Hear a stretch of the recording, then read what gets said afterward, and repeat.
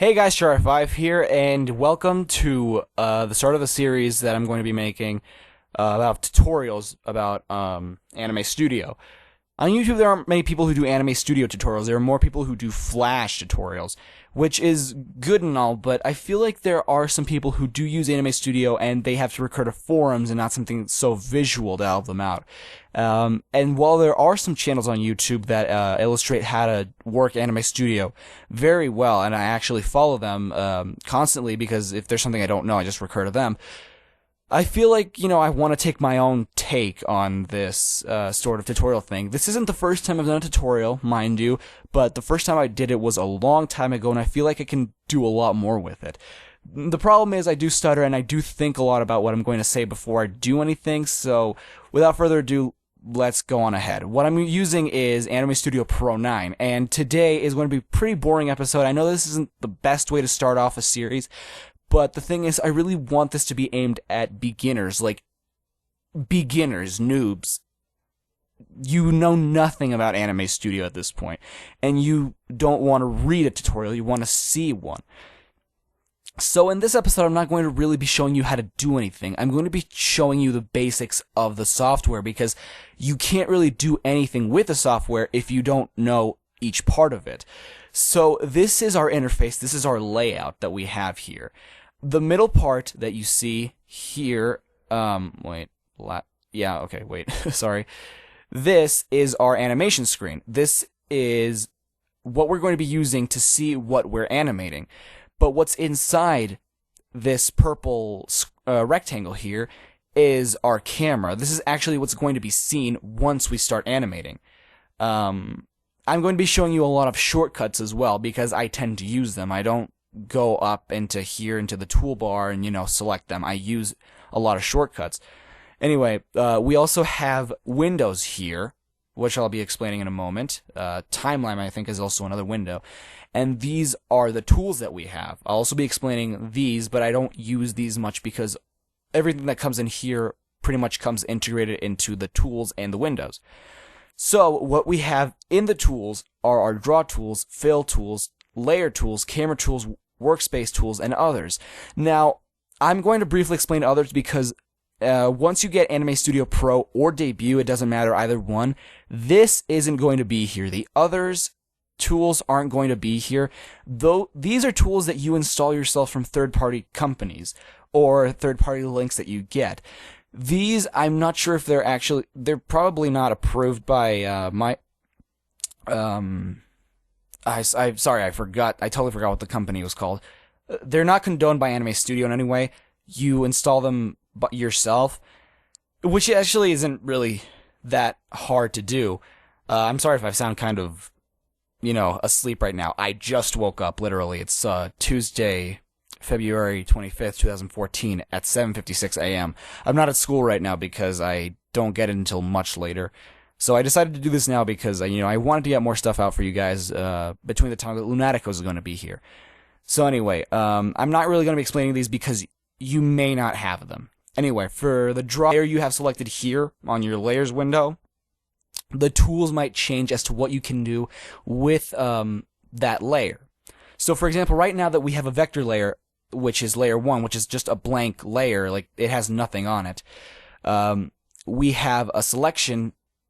We have a select points tool, a translate points tool, a scale points tool, a rotate points tool, add point, freehand, draw shape, scatter brush, delete edge, curvature, magnet, perspective points, shear points, bend points, and noise.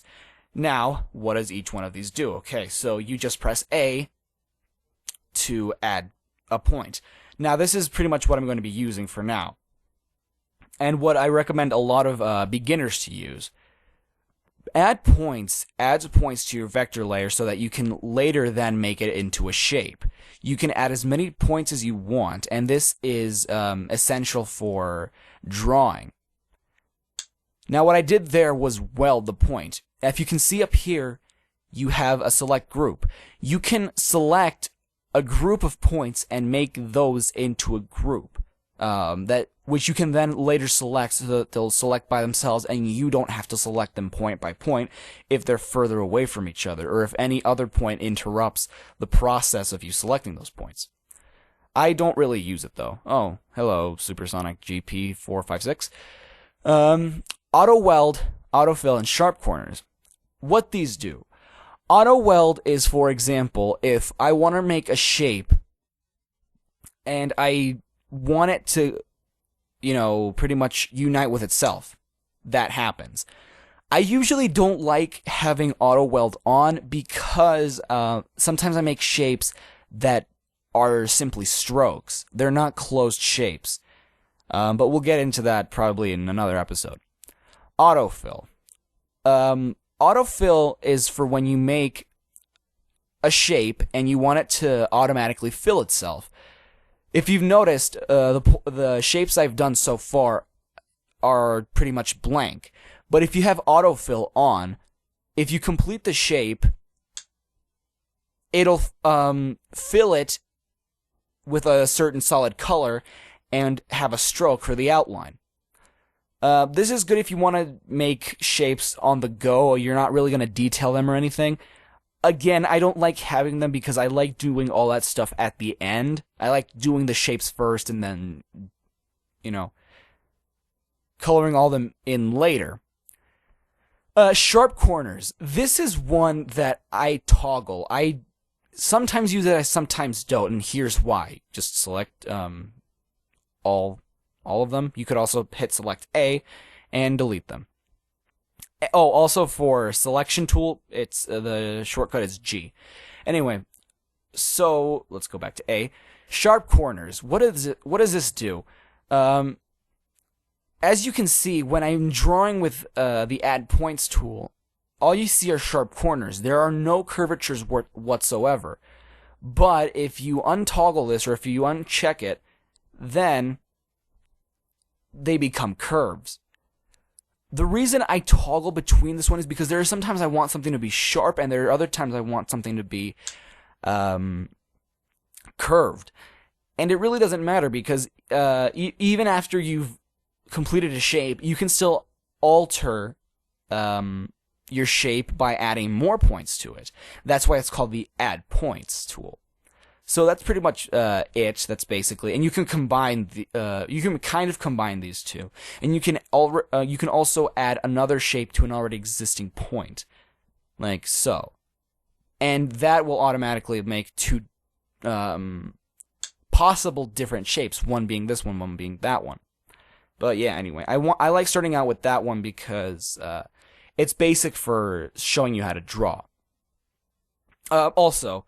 I guess I'll pretty much show you what you can do with the other tools. Notice that once I made the shape, these automatically were no longer grayed out. The Translate Points tool, which is shortcut T, you select the points and you can translate them. This is good for basic animation, but I don't really use it myself. I only use it for objects that don't have a bone, but we'll get into that later. Scale Points, which is a shortcut with S, just what it says, scale the points, make them bigger, make them smaller, make them fatter, make them thinner, taller, shorter, anything you want. That's basically it. Rotate points, shortcut R. Again, very simple, just rotate however you want, use shift to constrain if you want an exact angle. Well, that's pretty much it for that. Delete edge, delete edge shortcut D. This deletes a not a point itself, but one of the edges that you have on a shape. Alt to start trimming. What? I don't know what that does. Anyway, okay. So that's basically if you want to delete a very specific edge that you just didn't want there. Okay, now that I've deleted everything, I'm going to proceed to show you the freehand tool, which lately I've been liking a lot. I used to not really use it before, but I like it a lot now for when I'm making characters more than anything. And I'm going to show you why. Freehand options. Here you can change the variable line width, use pen pressure, random, none. I haven't really fiddled around with these, so I couldn't really tell you what they do because I just like having a constant stroke width in the end, so I just end up changing everything. So I don't really change these options that much. With an auto weld, you can't really auto weld when you're doing freestyle, I don't think. Or you can hold Alt to disable auto welding. I don't even know. In the end, I don't really weld my my points anyway, so what's the point? Autofill, auto stroke, auto close, same thing. The only difference, well, auto close is practically your auto weld. If you uncheck this, auto weld becomes available. What's the difference between the two? If you have auto weld, you have to forcefully be around here and it'll weld itself. But you have to pretty much be close to it. The difference between that and auto close, which I like a lot more, is that even if you're, like, for example, around here and you just want to finish the shape here, it auto closes itself by adding an edge, and you don't have to forcefully go all the way over here and close it yourself. So I like that. Autofill is exactly the same thing we saw with the add points, but auto stroke is the difference. With auto stroke, let's just, for example, you make a line or something. It's going to add a stroke even if it doesn't have a shape.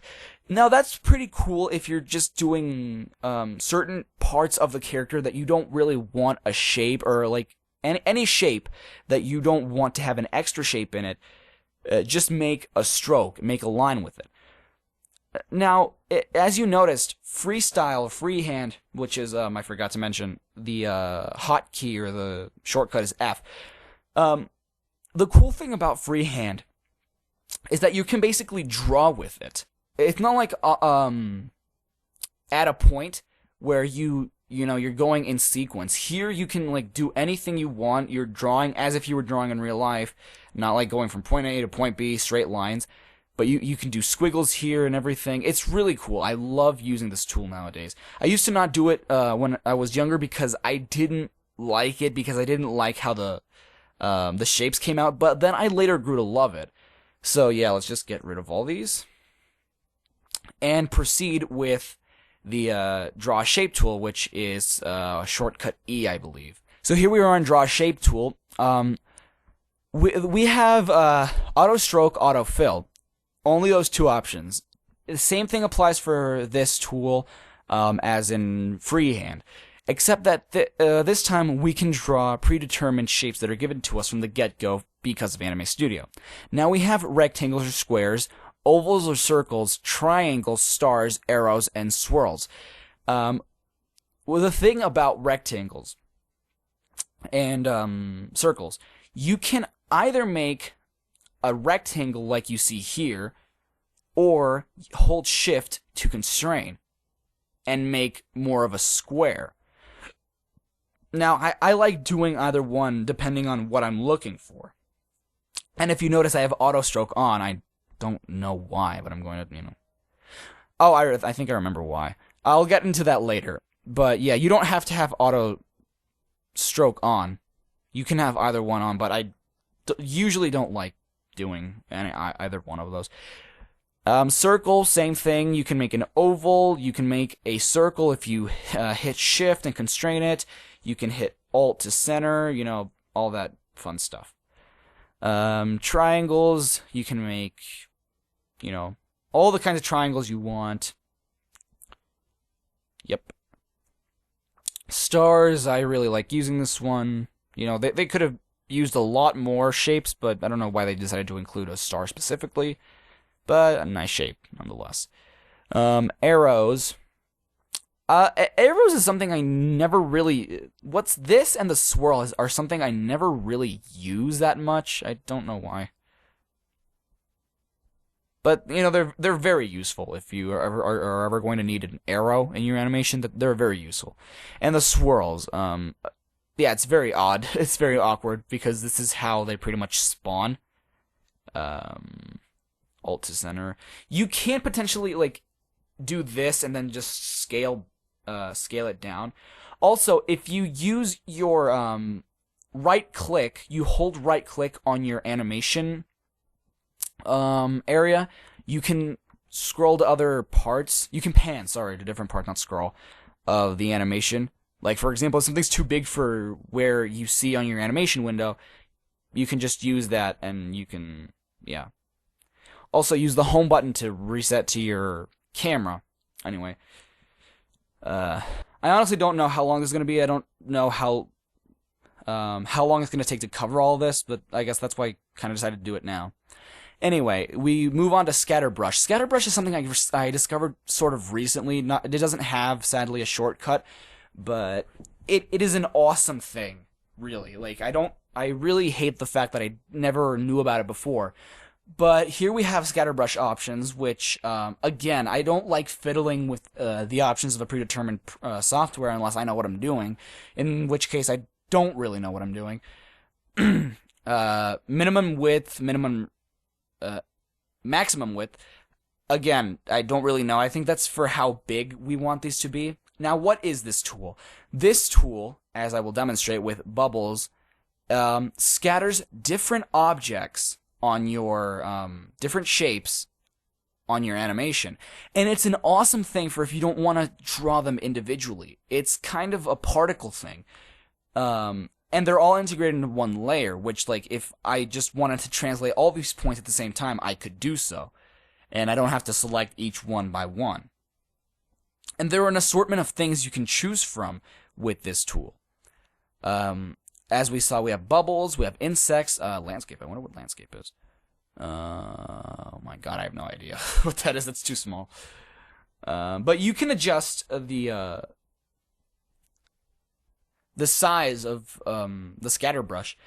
And something I also really loved, like, you have all these options. I haven't really used all of them. But you can use from clipboard. What's that? Okay, let's say that we draw something here, for example, just any random thing. And we copy or cut it, Control-C, Command-C. Then we go to Scatterbrush options, and we use clipboard. Now when we do it, we're going to get a lot of particles of the same thing we just copied and pasted. Now you can't really see much because it's not really a shape. I didn't make it into a shape, but it's still there if you notice.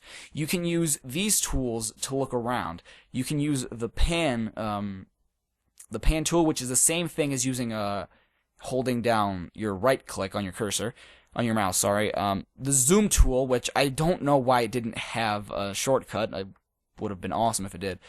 And you can see that it, in fact, is the shape I just drew a while ago. So that's pretty cool if you want to get into something like that. Okay, what else do we have here? Oh, yes, the curvature, which is shortcut C. With the curvature, you usually have to select one single point and then stem from there. You can make that point... oh my god, I'm sorry. I'm going to have to illustrate this in another way. I'm going to need the add points one for this. So, for example, here we have a curve. And by selecting that, holding down and moving, we can make that either more curved or more sharp. I don't usually do this. I usually just select either one of these buttons. Smooth. Well, okay, this is smooth, sorry. Which makes it curved, and peak, which makes it sharp. However, these also have shortcuts, so you don't have to select the curvature tool. You can be doing whatever else, and you can use Controller Command M to make it smooth, or Controller Command P to peak. So, you know, you don't really have to select that, but it's good to know for beginners that you can. Another thing that we have here, let me just make another shape, is the magnet tool. We have the magnet radius, and that's all we need. We can make this bigger. I made it huge, sorry. But another thing I like using a lot, which I think is a lot better than just guessing your magnet radius, hold Alt to adjust the radius, and that'll make it smaller. Although I need to make it a lot smaller. There we go. Now, what does the magnet tool do? Like, let's say that you have the points here, but you don't want to actually use the translate points tool. You don't want it to be exact. So you just use the magnet tool, and it'll start dispersing them a little bit, while still having those three selected. Now, you don't really have to select any of them, because once you click, it selects the one that is in that radius, and I think that's pretty cool. I didn't start using this one until recently either, but I still think that it's pretty useful for what I do. We also have the perspective points. Now, this is for more of a 3D effect using a 2D object, which is really cool. Again, I don't use this, but it gives that 3D effect while it's still 2D. I don't use this much because I'd rather just make different perspectives than use the perspective tool. So yeah, that's pretty much it. The shear points, sorry, not shear layers, basically just does this. It shears your points, which is basically what it says it does. Again, never really used it all that much. The bend points does that. Again, I've never used it in my life before. I've never actually found use for it, but maybe you could find something for it. The add noise, I don't think I've actually ever experimented with this. Let's find out. Oh, okay. It distorts your points from what I can tell. Like if you want maybe a character to have like shaggy hair or something, you could use this to alter the character's hair points and, you know, make it look all yuck. So that's pretty much it for the draw tools. Now let's actually make a shape, or let's use a predetermined one. For predetermined things, I usually like using a square or a circle. So let's go to the fill tool. Tools. As you can see, we have select shape, which is grayed out, the delete shape, and the hide edge, which are all not there because we don't have a shape. In this case, we can use either one of these tools to create a shape. Now, what's the difference between the two? Create a shape is a bit more for beginners if you don't know what you're doing. But let's say you only have one shape here. You select the points that make the shape. If you only select a few parts, like for example these two, it'll only make a stroke. It won't make the entire shape. You have to select the entire thing to actually make the shape. You can create it here. And there you go. We see that we have a white shape with a black stroke. But Control Z. Let's say that we want to use the tool bucket. We can either choose to just fill, just stroke, or use both. I like using both in this case. It just makes it faster for me. And it's easier than creating the shape itself, than having to select all of it and then just using the spacebar or selecting create shape. Now, you're probably wondering, if we have the same tool, then why if it does the exact same thing, why have two different tools? Excuse me for that. Here's why. If you have more than, like, if you have like an overlapping, if you have overlapping points, then the paintbrush, let me just select it and delete it. That's how you delete it. Or you could also, I think you can also use delete edge. I'm not, delete shape, I'm not sure. Yeah, it's the same thing. You pretty much don't need this if you can just put delete. But let's say like you have overlapping points or edges. If you use the paint bucket, it won't work because it's not registering the entire shape. What you could do potentially is go to the stroke and do it, which is what I do sometimes. But if you just select the middle of the shape, which is what I usually do, this will happen. It'll select different strokes and not the show. So yeah, this is where our create shape comes in. You have to go and select all these, and that's how you could do it. Now, see, I selected another one, but it won't really affect the shape because there's nothing to it. If you select a point, like for example that, it won't create a shape because it has too many points or too many edges that aren't linked to each other, so it can't really make a shape out of that. You have to only have a shape points that make up a shape that could potentially be a shape. Now, Let's get rid of this because we don't really need it. And show you what this does. Line width. This is something that is essential for anything. I use it all the time.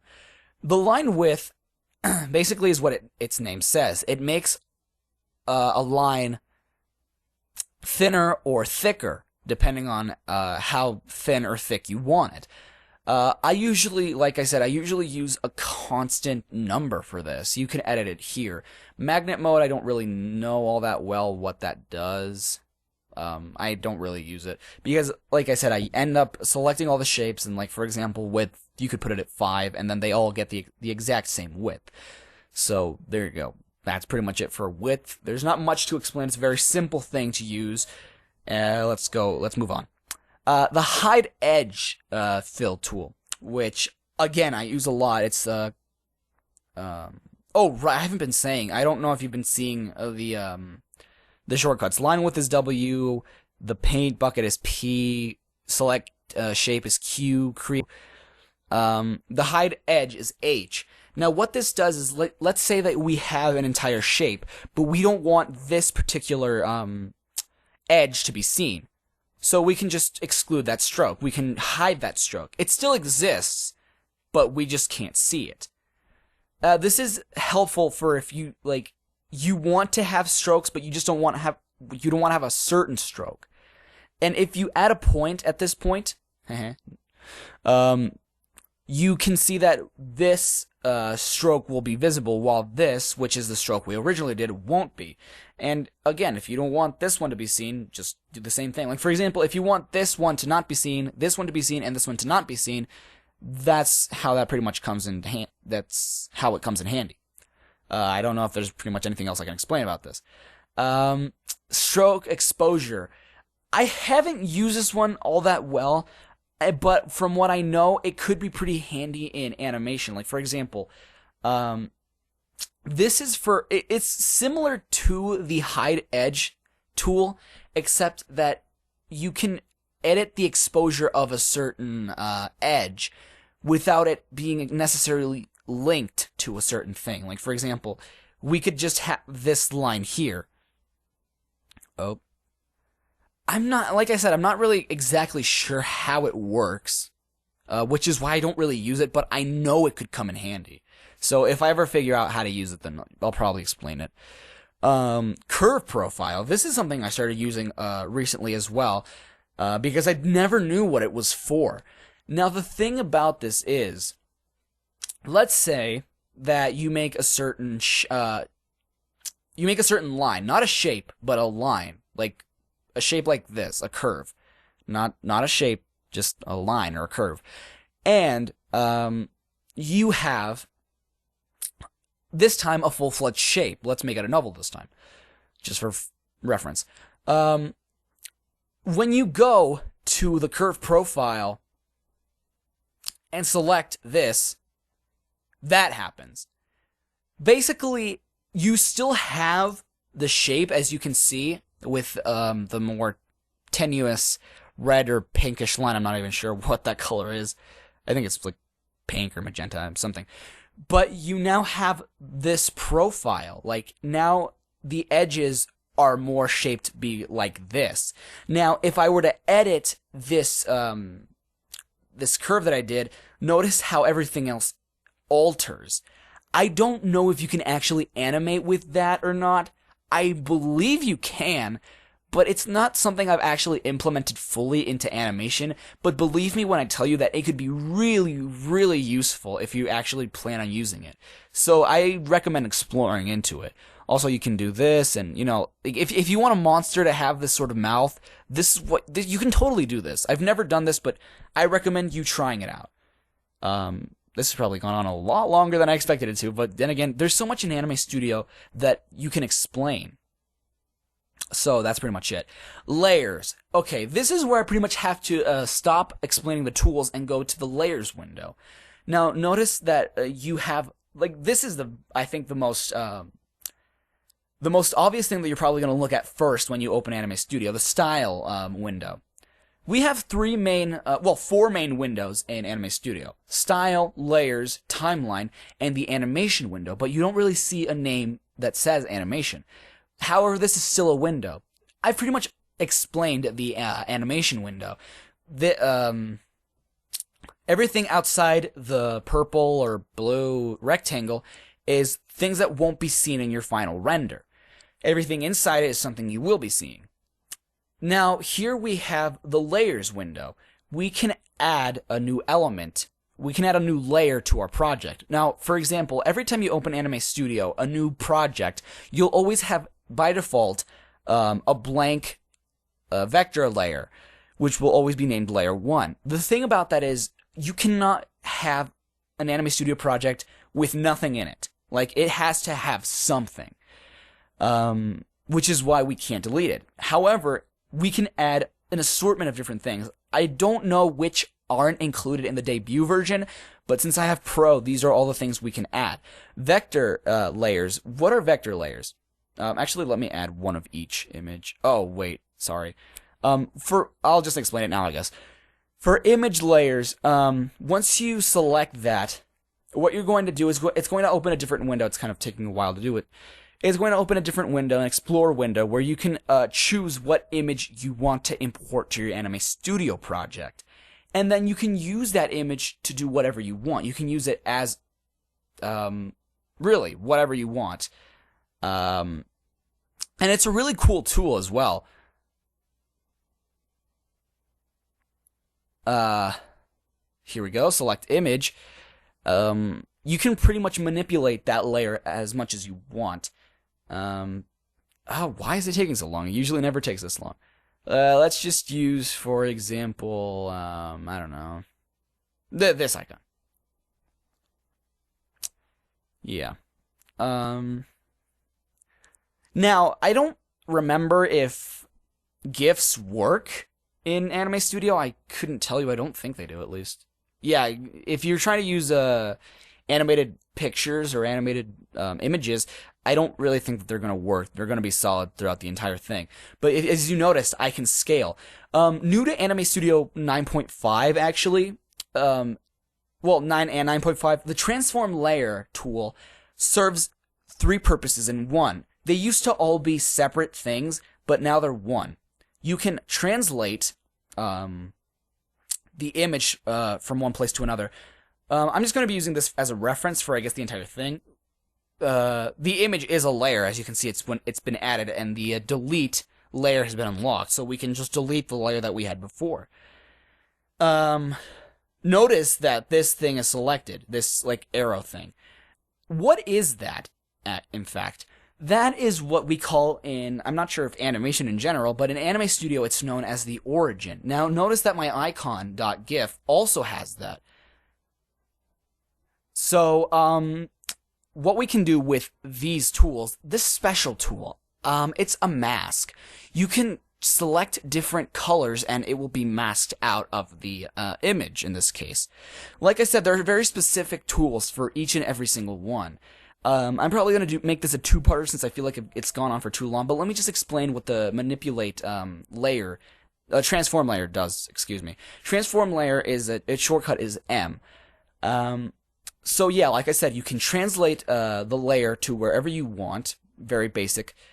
You can scale it, again, very basic. It's very basic stuff that you can do with the layers, really. It's stuff you can do with the points, but with the layers in general. You can make it thinner, thicker, taller, fatter, and this little rectangle out here makes you be able to rotate the image. So, I really thought I'd be able to explain all of the basics of Anime Studio in one go, but really, I think I've gone a bit over time, and I'm not sure if I'm boring you or not, but I'm going to leave it here. I'll see you in the next episode. I really hope that you like this. If you know someone who's struggling with animation, especially in Anime Studio, or specifically in Anime Studio, then recommend this video to him, please. It would really help me out. subscribe to this channel if you haven't already, like this video, comment, tell me what you would like to see, because I have a few episodes planned, but I'm not sure if there's anything specific that you would like me to cover. Like, if you already know what you're doing in Anime Studio, then you could probably give me just some advice as to what you would like to see, or if there's something you don't know that I could probably research, then give me a shout out and tell me, and I'll probably get to it. Anyway, I'll see you on the next episode of Anime Studio Tutorials. Now, why is it called Anime Studio Tutorials? A little brief parenthesis. I didn't want anything flashy as a title, because I wanted people to just know what the episodes were about. It's like, I didn't want, like, oh, Let's Animate or Loon Animations or something. I was originally going to call it Let's Animate, but there was another show that was exactly... It had the exact same name. I didn't know, so I was like, oh, well, I can't use that. So, you know, it's just Anime Studio Tutorials. Why not? It's short and to the point. But yeah, if you like this video, like, comment, and subscribe. Recommend it to others. It would really help me out. This is Char5 signing out. Thanks, guys.